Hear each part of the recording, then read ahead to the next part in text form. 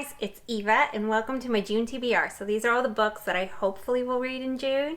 Some of them came from my May TBR, but we shall see.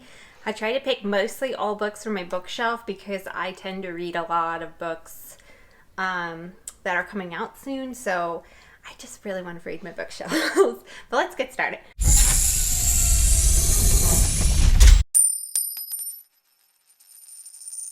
The first one should be an easy one, and it is a Man of the Year novel by Layne, and it's yours to keep. She also has a novel coming out this month, so we'll see if I read that one or this one. But I read the other Man of the Year in May, and so I kind of want to just finish this little duet or duology series off.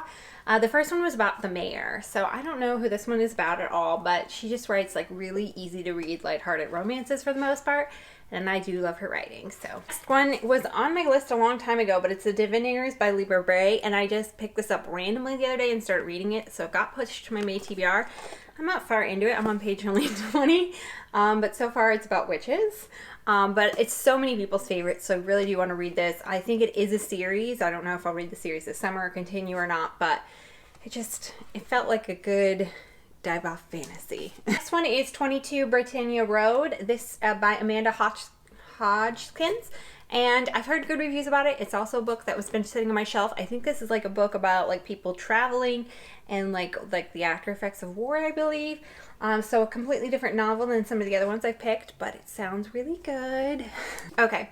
Next one is The Happily Ever Playlist by Abby Jimenez. This one is also on my bookshelves, and I think I put this on a list earlier this year, but it's about a girl who finds this dog and is so excited about it, and for like 3 weeks nobody answers her thing, so she's excited and has fallen in love with this dog, and I think she had lost her fiance, years previous, so this is just kind of a healing moment from her, and then this guy comes home who's a musician and wants his dog back, but she obviously doesn't want to give it back after growing so attached to it. But I heard good reviews about this one, and it looks like a summer read, and it's hot pink, and it's summer. So I started it and put it down. I have not finished it. A Cuban Girl's Guide to Tea and Tomorrow by Laura Taylor Namey. I think I picked it up because it was a Reese Book Club book, and a lot of her books picks I do like, some of them I don't. But this one is about like a girl who's like restarting over, and so they send her away to England. But she, for some reason, needs to restart. That's all I remember. And it looks really cute, and I like afternoon tea, and I think she's a Cuban American, if I remember right. Yeah. So, yeah, this book looks cute and summery. And then the last one I don't have because it's by my bedside, but it's The Wool of Wolves by Leigh Bardugo. I didn't get around to this in May, and so I really, really want to read it because I did watch the Shadow and Bone series, and I've read that series and the Six of Crows series, and yeah, and I've read King of Scars, so I do really want to read this soon and not put it off like I did last year on one of the epic reads, and I absolutely ended up loving it. And I don't wish I had read it last year, but I ended up loving it. So I do want to read this and finish off this duology.